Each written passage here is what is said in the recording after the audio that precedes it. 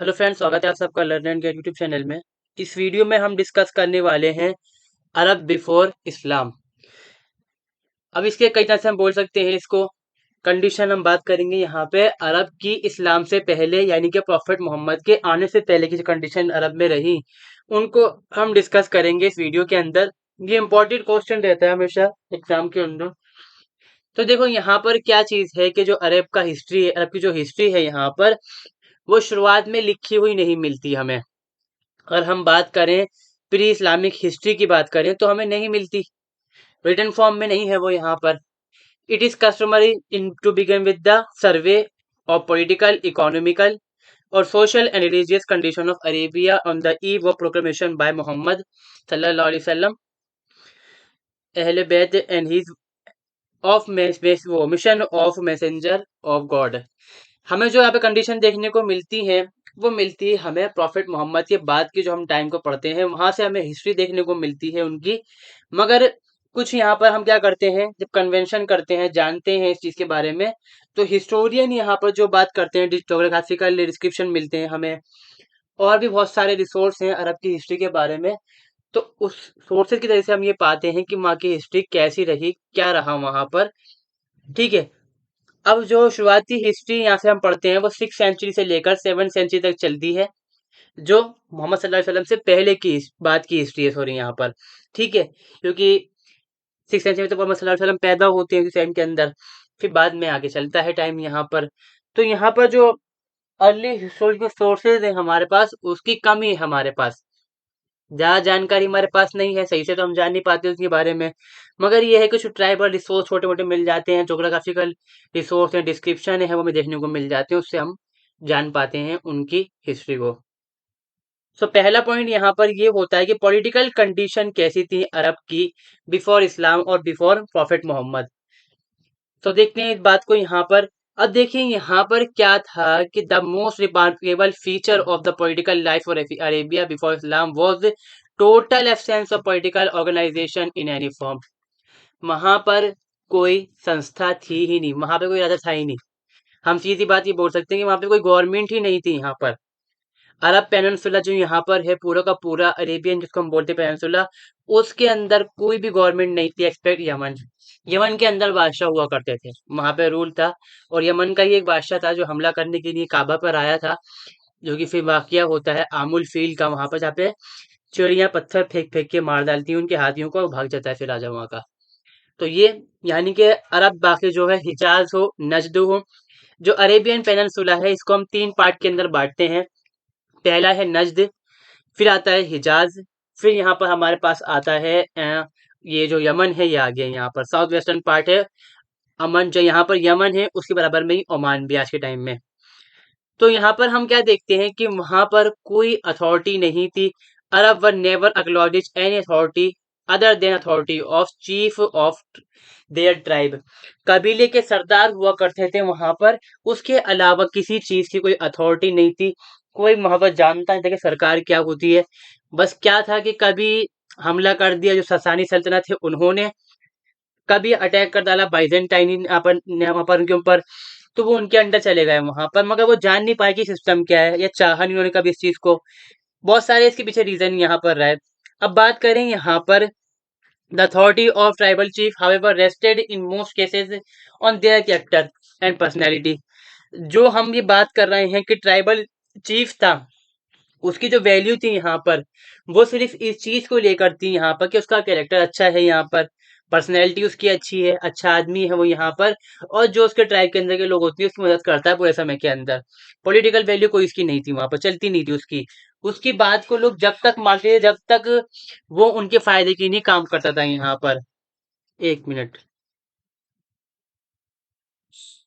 सो आगे हम यहाँ पे क्या देख रहे हैं इसके अंदर और चीजें, कि अरब जो लोग थे वो जीते रहे, जिंदगी गुजारते रहे यहाँ पर। उनकी नस्लें गुजर गई, जनरेशन बाय जनरेशन वो निकलते चले गए, मगर उनके पास कोई गवर्नमेंट ही वहां पर थी ही नहीं। सो यहाँ पर हम क्या देखते हैं, अगर गवर्नमेंट नहीं थी, शासन नहीं था, तो क्या हुआ, यहाँ पे कोई लॉ भी नहीं था ना ऑर्डर था इनके पास। Only one law and land of the land was lawless, lawlessness यहाँ पर, यानी कि क्या था, सिर्फ एक कानून था, यानी कि कानून का ना होना ही वहां पर कानून था। और ऐसा हाल था कि अगर मान लो कोई क्राइम हो जाए वहां पर, कोई किसी को मार डाले वहां पर, तो कोई दूसरा उसको बचाने वाला नहीं था। जैसे आज के टाइम में हाल है लोगों का कि कोई हत्या कर देता है, कोई कुछ कर रहा होता है उनके सामने, तो लोग रोकते भी नहीं है उसको यहाँ पर।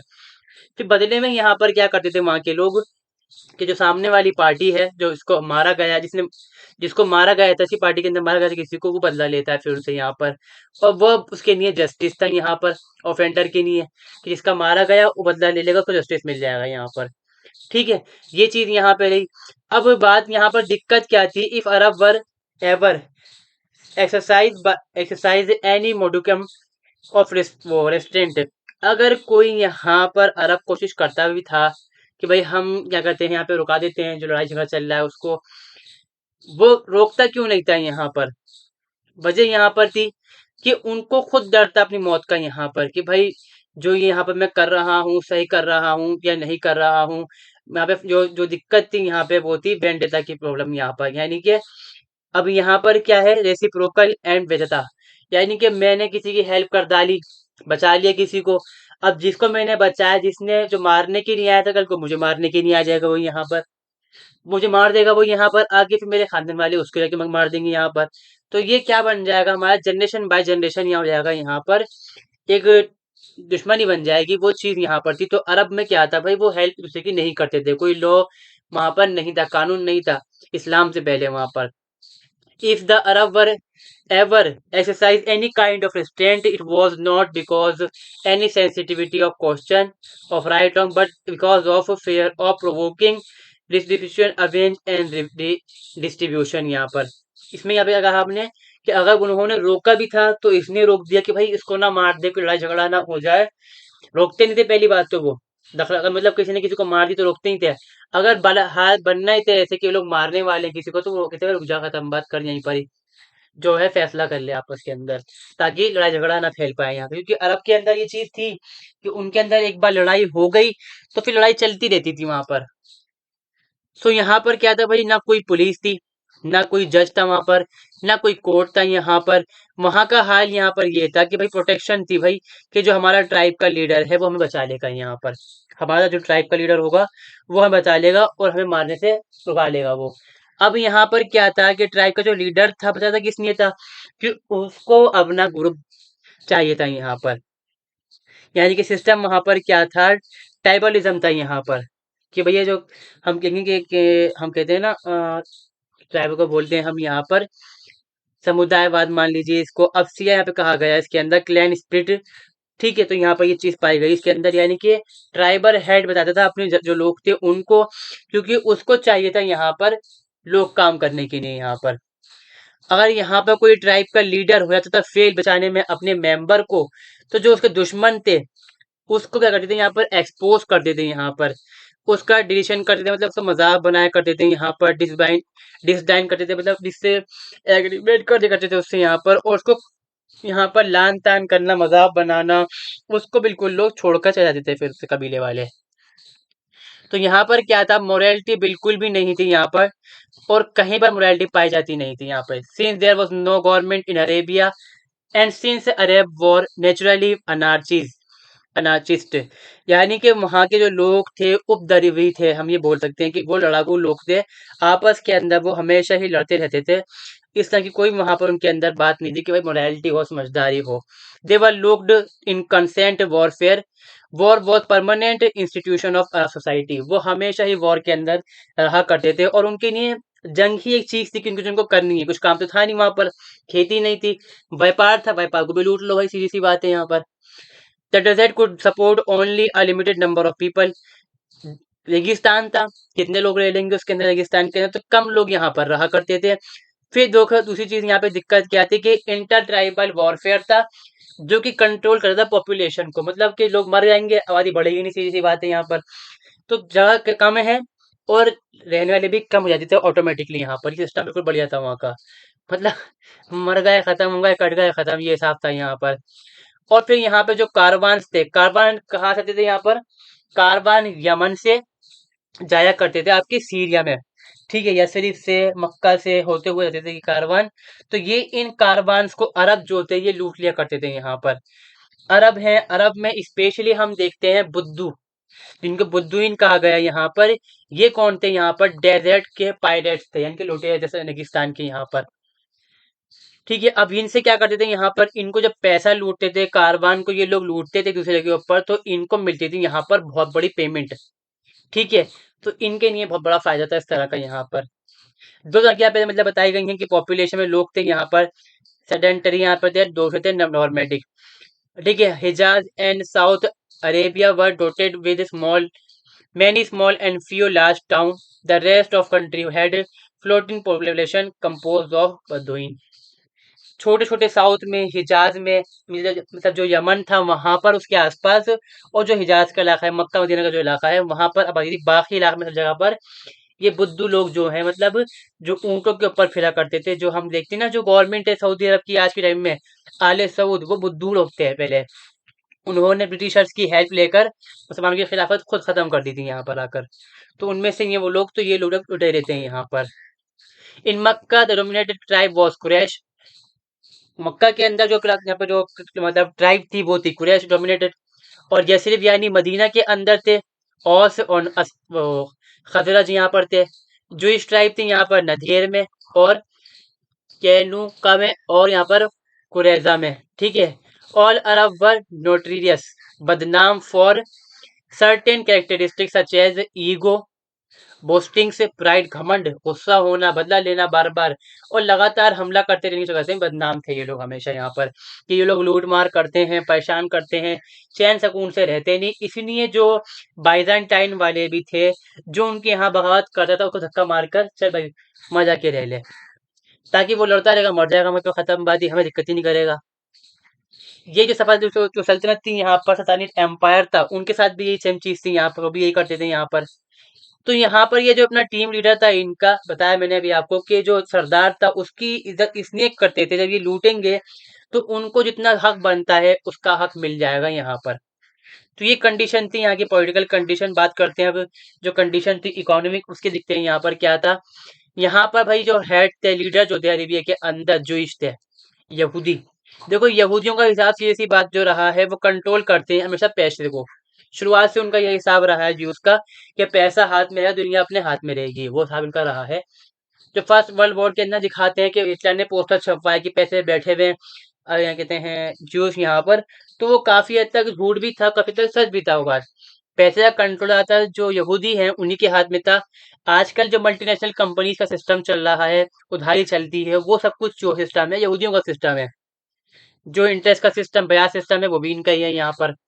तो ये मास्टर थे अपने आप के अंदर यहाँ पर, बड़े बड़े लैंड के, हिजाज के अंदर जहाँ पे खेती की जमीन थी लायक, वहां पर ये मालिक थे जमीनों के, और खेती वगैरह ही करते थे यहाँ पर। और हथियारों की फैक्ट्री, आर्मामेंट्स, औजार बनाने की फैक्ट्री यहाँ पर, उसके भी ये ओनर थे, और ज्यादातर यही बनाकर तो दूसरे जो अरब ट्राइब्स थे उनको बेचा करते थे यहाँ पर।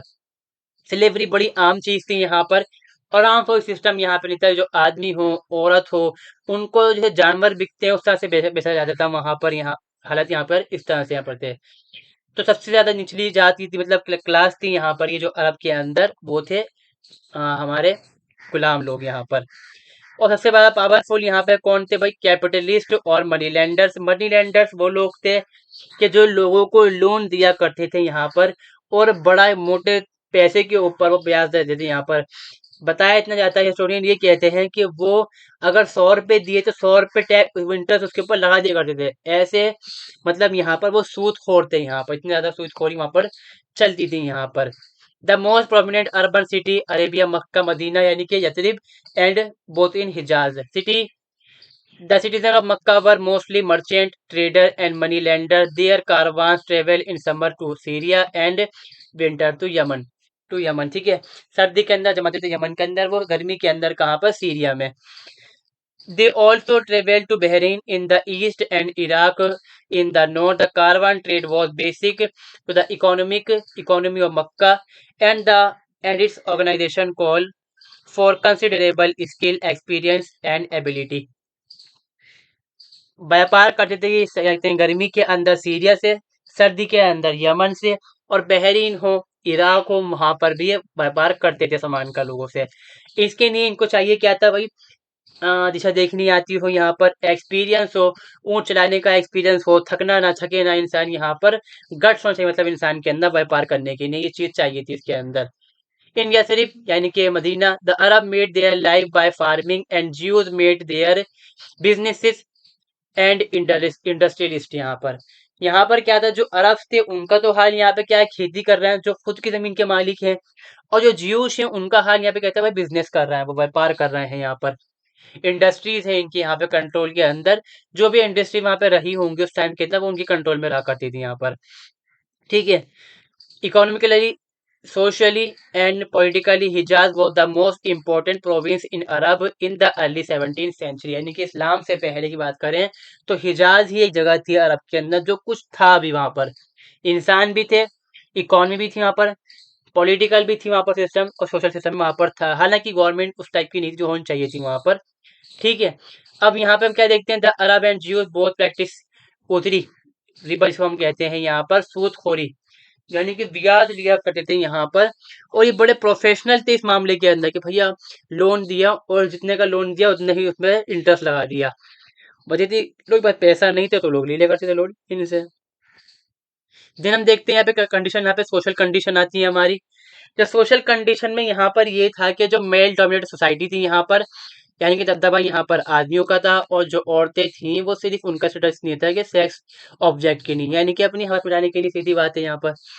और जो नंबर ऑफ वुमेन, एक आदमी कितनी औरतों से शादी कर सकता है ये फिक्स नहीं था वहां पर।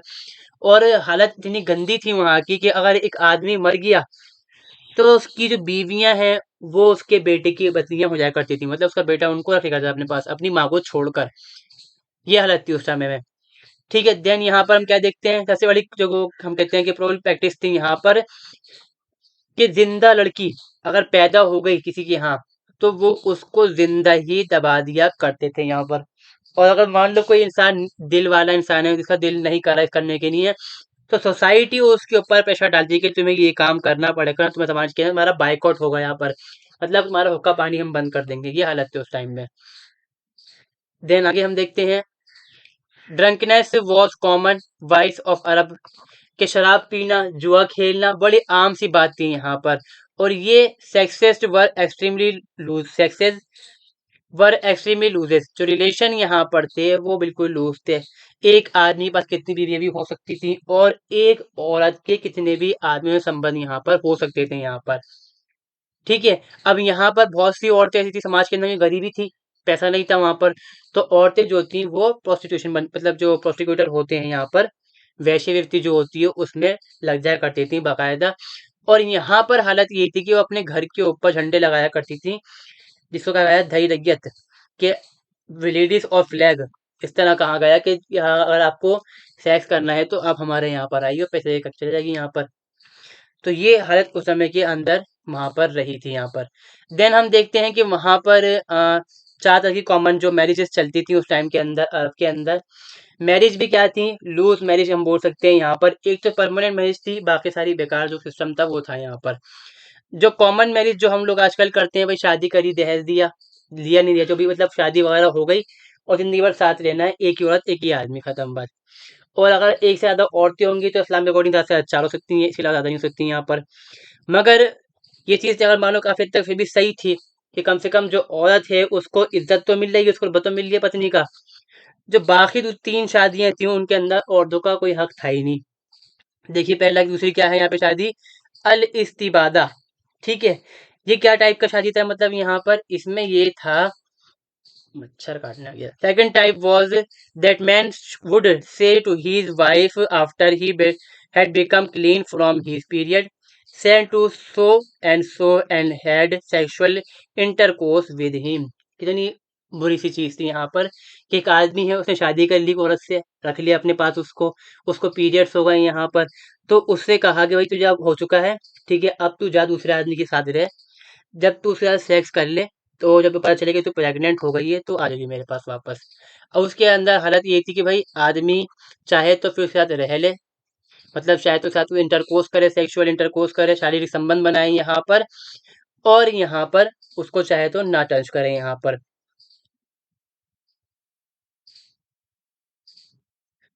तो ये यहाँ पर सिस्टम था पहले वाली शादी का। तो जो शादी दूसरी टाइप की थी वो यहाँ पर ये थी, यानी कि अपनी पत्नी के साथ तो कर रहे हैं खुद भी, और जो दूसरे आदमी है उसके पास भेजकर उससे प्रेग्नेंट करवा रहे हैं अपनी औरत को यहाँ पर।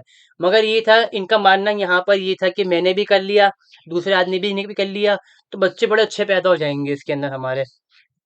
क्या सोच थी उन लोगों की। खैर, यहाँ पे आता है तीसरा टाइप शादी का। इसमें क्या था भाई, एक औरत कम से कम 10 आदमियों के साथ सेक्सुअल रिलेशन बनाएगी, ठीक है। देन वो आदमी चले जाएंगे उसके पास से। कुछ टाइम बाद जब पता चलेगा क्योंकि वो प्रेग्नेंट हो गई है, तो वो सबको बुलाएगी यहाँ पर, ठीक है, सबको गैदर करेगी यहाँ पर। और जो आदमी उसको लगेगा कि भैया ये आदमी इसका ये बच्चे का बाप, मुझे ये लगता है ये वाला आदमी है, तो आदमी को बात को मानना पड़ेगा और फिर वो उस औरत से शादी कर लेगा, फिर साथ रह लेगा उसके। कोई मतलब एग्रीमेंट वगैरह नहीं होगा, ऐसा सिंपल सी बस बात है कि साथ में रह लेंगे बच्चे होने के बाद, क्या साहब था, ठीक है। फिर आता है यहाँ पे प्रोस्टिट्यूट, मतलब वही जो वैश्यवृत्ति थी यहाँ पर। इसमें क्या था भाई, शादी तो खैर ये होती नहीं थी, एक तरह सीधा सा हिसाब यहाँ पर था, अपनी हवस मिटाने के लिए लोग जाया करते थे यहाँ पर, और औरतें बदले में पैसा लिया करती थी यहाँ पर। अगर सेक्सुअल रिलेशन के टाइम बाद में क्या हुआ जिससे बनाया औरत ने, और वो बाद में प्रेग्नेंट हो गई, बच्चा हो गया उसको यहाँ पर, तो इसमें यहाँ पर जो आदमी है जो औरत है उनके पास ऑप्शन था, चाहे तो वो शादी करके साथ में रह लें, चाहे जो वो औरत है अपना काम कंटिन्यू करती रहे, मतलब वही जो प्रोस्टिट्यूट का काम है वो कंटिन्यू करे, इसमें कोई रुकावट नहीं। तो ये कंडीशन थी वहाँ की, जो सोशल कंडीशन थी, बहुत ही ज़्यादा बेकार मतलब सिस्टम वहाँ का था। अब बात करें हम यहाँ पर जो रिलीजन सिस्टम था वहाँ का, अरेबिया का। तो अरेबिया के अंदर अगर हम बात करें प्रॉपर मोहम्मद से पहले, यहाँ पर उसको बोलते हैं हम टाइम ऑफ इग्नोरेंस, यानी कि इसे बोलते हैं दौरे जहालत, ज्ञान अज्ञानता का समय यहाँ पर। इस समय क्या था अरब के अंदर, कि भाई जो अरब के लोग थे वो ज्ञानी नहीं थे, पढ़े लिखे नहीं थे, उनको समझ नहीं थी किसी चीज़ की, ऐसा भी नहीं है, मगर वो जानते हुए भी जाहिल बन चुके थे बिल्कुल यहाँ पर। उनके पास पहले भी प्रॉफिट्स आ चुके थे, इसमें प्रॉफिट अब्राहम थे यहाँ पर, उनको टीचिंग कर चुके थे वहाँ पर वो, इस्माइल भी आ चुके थे वहाँ पर, मगर वो सब कुछ भूल चुके थे कि उनको क्या दिया गया है यहाँ पर। तो यहाँ पर कई टाइप्स के हम देखते हैं कि रिलीजन एक तरह से चलते थे वहाँ पर। जो सिस्टम था रिलीजन बेस का, पहला आता है यहाँ पर आइडियल वर्शिपर और पॉलीथेइस्ट, ठीक है। यहाँ पर मतलब क्या है कि जो मूर्ति को पूजने वाले लोग हैं यहाँ पर। अब मूर्तियां भी ऐसी नहीं कि भाई किसी एक धर्म की मूर्ति हो, धर्म नहीं था मूर्तियों का वहां पर। वहां तो ये था कि भाई, जैसे हमने कहा हिजाज में रह रहे हैं, कि जो यमन है वहाँ वाली वाली मूर्ति को पूजते हैं, और सुनने में आया कि पैसा आता है इस मूर्ति को पूजने से, उठा के लिया उस मूर्ति को वहां से। सुनने में आया कि जो मिस्र वाले हैं इसको पूजते हैं, ताकत मिल जाती है, उठा के इसको भी लेकर आ गए। सुनने में आया ऐसे खेती अच्छी हो जाती है, उठा के लिया कोई पूजने लग गए यहाँ पर। तो हर ट्राइब ने अपने अपने हिसाब से अपने अपना देवता यहाँ पे फिक्स कर रखा था और उसको वो पूजते थे। और बाकायदा जो काबा था उसके अंदर वो उस मूर्ति को रखा करते थे, जिसको बनाया था यहाँ पे प्रॉफिट अब्राहम ने, इब्राहिम अलैहिस्सलाम ने बनाया था, और उनके बेटे इस्माइल अलैहिस्सलाम ने मिलकर इसको बनाया था यहाँ पर। बनाया इसलिए गया था कि इसके चक्कर लगाए जाए और फिर उस पे जाकर जाके मतलब नमाज पढ़ी जाए वहां पर। मगर बाद में क्या हो गया, वो गढ़ बन गया बुत परस्ती का। और हालात तो इन लोगों के ये थे कि जब ये आया करते थे पिलग्रिमेज के लिए, साल मतलब हिज करने के लिए अपने हिसाब से, जो सिस्टम था वहां पर, नंगे होके रात के टाइम ये चक्कर लगाया करते थे, चाहे आदमी हो चाहे औरत हो। ये कंडीशन वहां बन चुकी थी। तो बाद में जब प्रोफेट मोहम्मद सल्लल्लाहु अलैहि वसल्लम जब कैप्चर करते हैं, मतलब जो कंट्रोल लेते हैं आपस से काबा का, तो 360 जो आइडियल्स होती हैं वो उसको लकड़ी की हो पत्थर की हो, उनको तोड़ के हटा डालते हैं काबा से। फिर उसको ये अनाउंस कर डालते हैं कि ये होली प्लेस है मोहम्मद इस्लाम का, यहाँ पे ये चीज़ बिल्कुल भी नहीं होगी। फिर आता है यहाँ पर अधर्मी लोग, एंथिस्ट, ठीक है। ये ग्रुप क्या थे, मतलब भाई मटेरियलिस्टिक बिलीव करते थे, यहाँ पे जो दुनिया में जो भी हो रहा है, जो साइंस मानते हैं ज़्यादातर लोग, वो यही चीज़ करते हैं कि ये देखो पानी फिसलता है तो ऐसे होता है, फिर पानी आसमान में जाता है, बारिश होती है, ये होता है, मतलब ईश्वर विश्वर कुछ नहीं है, सिस्टम चल रहा है, बस वैसे काम कर रहा है सब कुछ दुनिया के अंदर, ईश्वर कुछ भी नहीं है। फिर आते हैं जिंदिक्स। ये कौन थे, यहाँ पे ये पर्शियन डॉक्ट्राइन को फॉलो करने वाले लोग थे यहाँ पर। इसमें क्या होता है कि ये बिलीव करते हैं ड्यूअलिज्म के अंदर, कि दुनिया में दो ताकतें होती हैं, एक ताकत होती है बुरी, काली शक्ति होती है, एक ताकत होती है अच्छी, जो काली शक्ति अच्छी होती है, जो मतलब लाइट होती है, यहाँ पर रोशनी होती है, स्वर्ग वाली शक्ति होती है। और दोनों एक दूसरे से स्ट्रगल करती रहती हैं, और उनका स्ट्रगल खत्म नहीं होता, और उस स्ट्रगल के अंदर हमें यहाँ पर पार्टिसिपेट करना होता है, और हमें ये तय करना है कि हमें किस तरफ जाना है, सीधी सी बात है। तो वो कुछ लोग जो थे वो पूछते थे, जो देवता था बुरा वाला उसको पूछते थे यहाँ पर, कुछ पूछते थे जो अच्छा देवता है उसको यहाँ पर। ये हिसाब था इन लोगों का। इसके अलावा यहाँ पे कौन थे भाई? सबाइन, ठीक है, साइबन जिनको बोलेंगे हम यहाँ पर, ये थे सितारों को पूजने वाले लोग। ज्यूस थे यहाँ पर। ज्यूस कहाँ से आ गए? अरब के अंदर थे ही नहीं कभी ये जेरूसलम से इनको जब हमला करा रोमन्स एम्पायर के जो राजा थे उनके ऊपर, जब उन्होंने तोड़ दिया सेकंड टेम्पल जिसको बनाया था यहाँ पर किंग डेविड ने, तो इनको वहां से फेंक के बाहर निकाला गया था। बाकायदा इनको बहुत बुरी तरह मारा गया था, कत्लेआम किया गया था इनका। और इनको पैलेस्टाइन और यहाँ पर सीरिया के जो आसपास का इलाका है वहां से हटाकर हिजाज की तरफ धकेल दिया गया था। यहाँ पर वजह यहाँ पर ये थी कि ये लोग बगावत कर रहे थे बार बार। बगावत करना, साजिशें करना इनका काम था आमतौर पे वहां पर, तो इनको निकाल दिया गया वहां से। देन हम यहाँ पे क्या देखते हैं भाई, फिर ये यहाँ पर अरब में आके बस गए। और दूसरा रीजन यहाँ पर इनके पास ये था कि प्रॉफिट अब्राहम है, इस्माइल है, ये जो लोग हैं बनी इसराइल के लोग हैं, बनी इसराइल से हैं ये, इनके मतलब बनी इसराइल आते हैं यहाँ पर, तो इनमें से ही कोई प्रॉफिट हमारे पास फिर से एक और आने वाला है जो आएगा यहीं पर। तो ये आकर बसे थे इसलिए यहाँ पर। इनके जो मेजर सेंटर थे यसरिब था यानी मदीना, खैबर, फदक और उम्मुल कुरा। देन आते हैं यहाँ पे क्रिश्चियन, क्रिश्चियन यानी कि ईसाई। ईसाई यहाँ पर कैसे आए भाई? यहाँ पर के कन्वर्ट हो गए थे अरब के लोग थोड़े से। रोमन जो लोग थे उन्होंने नॉर्थ अरेबियन को कन्वर्ट करा था कि वो उन पे अटैक ना करें, यहाँ पर हमारे पक्ष में रहेंगे, धर्म सेम हो जाएगा तो हम पे अटैक नहीं कर पाएंगे यहाँ पर। गस्सान क्लैन थी उसको यहाँ पे कंट्रोल करके मतलब मुसलमान बना, वो क्रिश्चियन बनाया गया था उस टाइम के अंदर। और वो आज भी लोग वहां पर हिजाज के अंदर आकर रहने लग गए थे। और उनमें से कुछ लोग जो यमन है वहां जाके सेटल हो गए थे यहाँ पे, कुछ सेटल हो गए थे यहाँ पर नजराज में, जो उनका स्ट्रॉन्ग होल्ड बन चुका था यहाँ पे। फिर आते हैं यहाँ पे मोनोथीस्ट। ये लोग कौन थे? बहुत छोटा संख्या थी यहाँ पर। कहा जाता है कि ये इस्लाम की जो टीचिंग थी जो चली आ रही थी प्रॉफिट आदम सलाम से, इसको ये फॉलो कर रहे थे। और ये जो प्रॉफिट इब्राहिम ने इनको टीचिंग दी थी बाद में कि तुम्हें ऐसे ऐसे दुनिया करनी है, तुम पूजना नहीं है दुनिया, मतलब तुम खुद को नहीं पूजना, तुम्हें अल्लाह की बात करनी है, उसको ये मान चले आ रहे थे। और उसी में से वही उसी क्लैन से यहाँ पे निकल कर आते हैं हजरत मोहम्मद सल्लल्लाहु अलैहि वसल्लम। देन हम देखते हैं उसमें कौन कौन से हैं यहाँ पर। हज़रत अली इब्न तालिब, बनु हाशिम है, उमैया है, ये उसी से बिलोंग करते थे यहाँ पर। तो इसलिए मुस्लिम जो बहुत से आते हैं बात करते हैं कि भाई ये जो अबू तालिब हैं मुत्तलिब जो हैं जन्नत में जाएंगे ही जाएंगे, तो हम कहते हैं कि हाँ वो जाएंगे, क्योंकि वो टीचिंग जो थी प्रॉफिट इब्राहिम की उसको फॉलो कर रहे थे यहाँ पर। अब बात करें लास्ट पॉइंट के बारे में कि एजुकेशन यहाँ पे क्या थी भाई? पढ़े लिखे लोग थे ही नहीं ये लोग, इनको पढ़ना भी नहीं और लिखना भी नहीं आता था यहाँ पर। हाँ, जो ज्यूस थे वो पढ़े लिखे लोग थे, समझदार लोग थे। क्रिश्चियन जो थे वो पढ़े लिखे थे और वो इस मामले में इनके मास्टर थे। मगर यहाँ पे कहता था greatest intellectual accomplishment of pagan Arabs was their poetry. उनकी पोएट्री बड़ी, शायरी जो थी बड़ी पहुंची हुई थी उस जमाने के अंदर, और बड़ी नाकिस शायरी वो करते थे। कहते हैं बड़ी अच्छी शायरी वो करा करते थे यहाँ पर। तो वो कहते थे इस बारे के अंदर कि जो दुनिया में भगवान है उसने तीन चीजें बनाई हैं, उसने हर किसी को कोई खूबी देकर भेजा है। यहाँ पर जैसे ग्रीक के बारे में उन्होंने कहा कि उनको दिमाग देके भेजा है, दिमाग देके भेजा है कि भाई उनके पास दिमाग है, तो साइंस है फिलोसफी उसको करते हैं यहाँ पे। जो चाइनीज हैं वो अच्छा काम करते हैं यहाँ पर।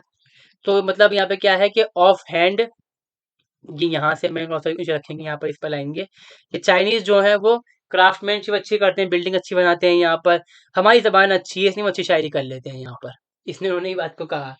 मगर ये भी चीज़ यहाँ पे रही कि चलती है काफ़ी टाइम तक, पोएट्री बहुत अच्छी होती है इनकी यहाँ पर। एंड बाद में हम यहाँ पर ये देखते हैं कि जो पोएट्री है वो चेंज हो जाती है प्रोज के अंदर। जो कुरान मजीद है इस्लाम की जो होली बुक है वो प्रोज में लिखा हुआ है, पोएट्री में नहीं लिखा हुआ। शुरुआत के अंदर जो ये लोग थे जो नॉन मुस्लिम अरब पैगन्स थे, इन्होंने कहा है जो ये कुरान है ये पोएट्री है, शायरी लिखी हुई है। मगर जिन लोगों ने पढ़ के समझना चाहा उस चीज़ को, तो वो समझ के पाए कि हाँ ये कोई आम इंसान का कलाम नहीं है, ये किसी अल्लाह, किसी माँ जिसने कोई बड़ा है, तो ऐसा है कि दुनिया हाय राज जिसने दुनिया को बनाया है, जिसने हमें बनाया है यहाँ पर। तो उन्होंने इस चीज़ को माना। बाद में जो होता है यहाँ पोएट्री जो थी उनकी जो क्वीन थी, हमने कहा कि भाई क्वीन थी उस चीज़ की, उसकी वैल्यू रहती है यहाँ पर ख़त्म। देन यहाँ शुरुआत होती है फिर प्रोस की उनके यहाँ पर, और वो चलती रहती है काफ़ी टाइम तक। देन ये सिस्टम यहाँ पर रहा। कहा जाता है ये जो कुरान है उसको कंपोज किया गया था पहले जन्नत के अंदर, फिर वहाँ से उसको जो प्रॉफिट मोहम्मद सल्लल्लाहु अलैहि वसल्लम है उनके ऊपर रिवील किया था, मतलब नाजिल किया गया था। सो यहाँ पर ये हमारे पास हमारी वीडियो कंप्लीट होती है, अरब बिफोर इस्लाम और अरब बिफोर मोहम्मद सल्लल्लाहु अलैहि वसल्लम। तो वीडियो आपको अच्छी लगी तो वीडियो को लाइक, चैनल को सब्सक्राइब जरूर करें। Thank for watching, have a nice day.